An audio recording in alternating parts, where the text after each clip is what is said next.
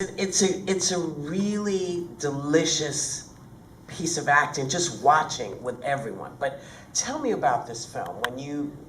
When you said yes, do you get to hone who that character becomes? Yeah, absolutely. Here's the thing. The other film that was that where people were, it wasn't working out with other people or people were turning it down was Sex, Lies, and Videotapes. Really? But you know, Secretary, here's why I took the film. Right. Is because I read it and it, you know, the trappings to that film were very provocative and different and unfamiliar to me. But those are just the trappings. In its heart, it was just the loveliest love story. I thought it was just a lovely love story. And it was so moving to me. And I thought, what a great juxtaposition that is. Right.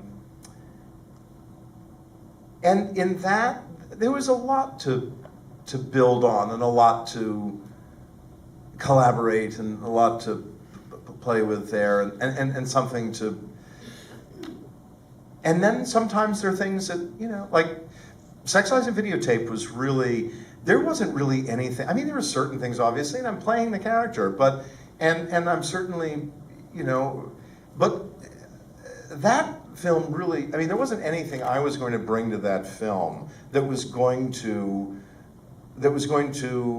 in any way be more significant than what Steven Soderbergh was going to bring to that film.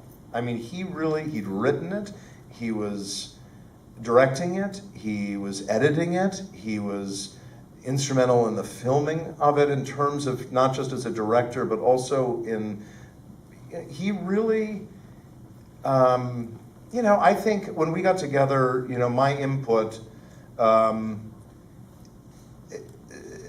in the playing of it, there was a certain amount of input, but in terms of a sort of shaping of the character and the story and the, you know, there's nothing I could offer him that wasn't there. You know, I mean, I remember we met a bunch of times during the process and the courtship of before we started rehearsals and so on, and you know, there were questions that he asked me and questions that I asked him, and there were, you know, ideas that I threw out to him in terms, they were pretty stupid, and he was smart enough to dismiss them.